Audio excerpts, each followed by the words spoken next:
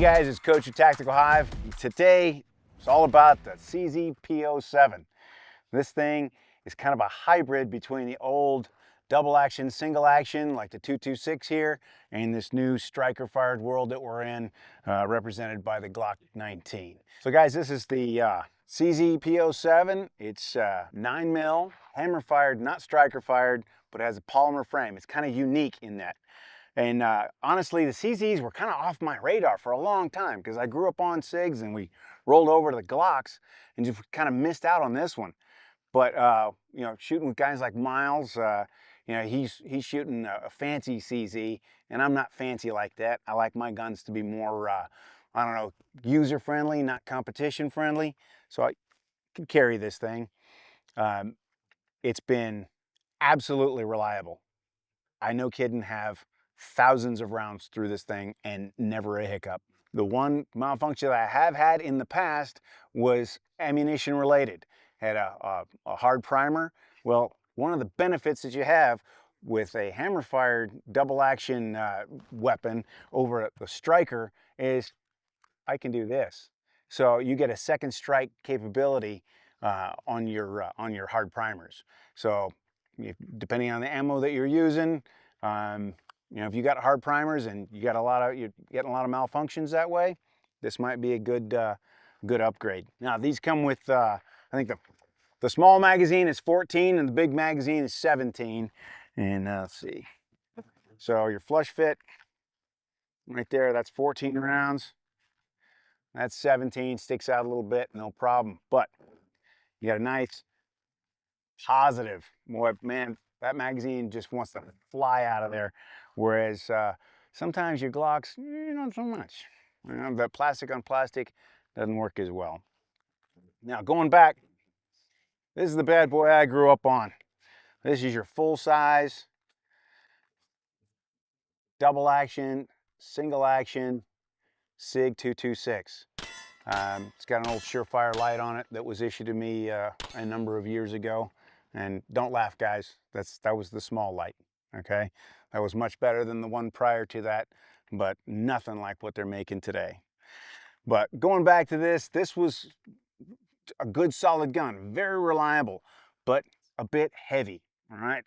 Not that it was, too much. It's not like the H&K, Mark 23. Those things were massive. But this was a decent gun, but honestly, there were better things out there. And that's primarily why we rolled, SEAL teams anyway, rolled from the 226. Now most guys are using the GLOCK 19. It's a lot lighter, polymer, reliable.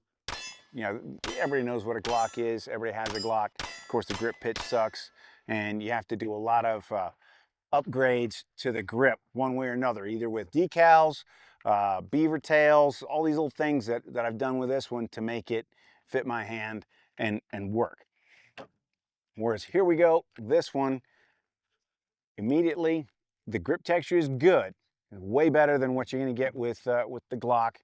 So not only the texturing is good, but the grip angle is very similar to the 226, the 1911.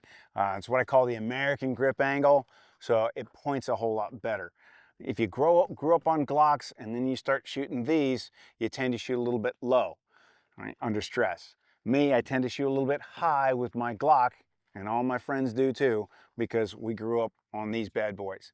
So this one, there's less of a transition, and I think they even have multiple straps here that you can adjust for the size of your hand. So overall, good little setup. Now, one thing that a hammer fired gun will give you that's, well, it's safer. Straight up. So once this is decocked, when I go to holster up, if I put my thumb over this, I can pull this trigger as much as you want. Nothing's going to happen because I've got a mechanical advantage here. So that's something that we would always do with the SIGs. As you put it away, your thumb just came up and went on the hammer, and that would prevent. So if you're shoving it down into your kit and something's got into the way and something got in there and you shove that down, you will feel it here before the gun goes off in your holster. Okay?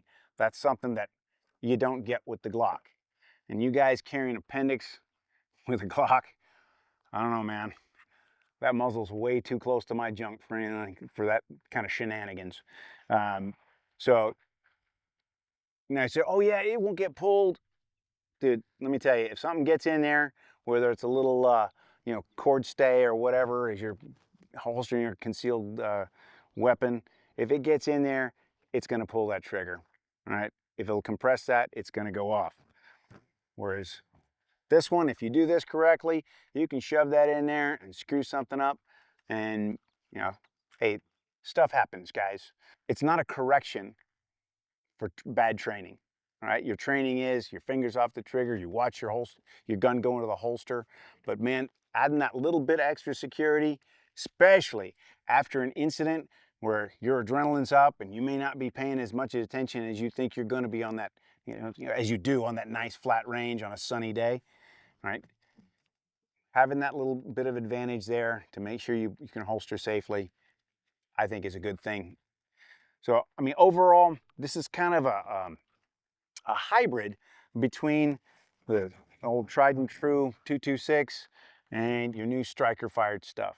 And I don't know how it got past me for a number of years, but I really like this gun. I've been shooting it a lot, and it points just like everything else. Now, disadvantage.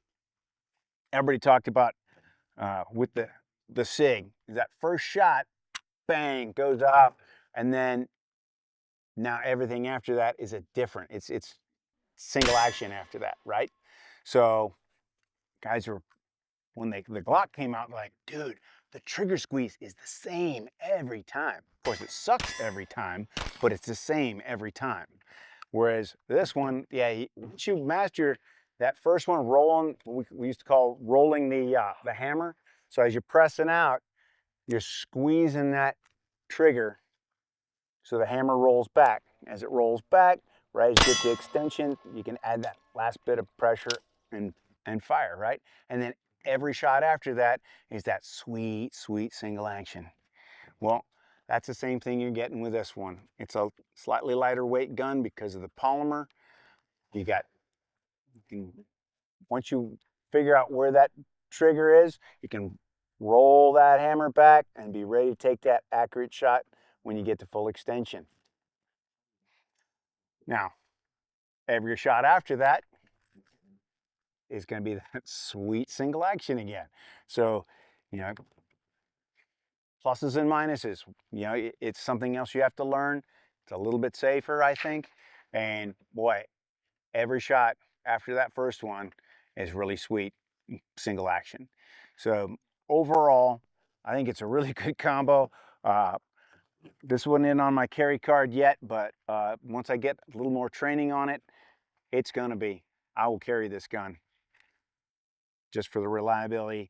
Now, one other thing you got on here is this is the decocker. So it's a decocker the way it's set up now, but for you guys that like to roll around with 1911s but want something that's maybe a little more reliable, you can have this set up so it's single action only, and that's your safety.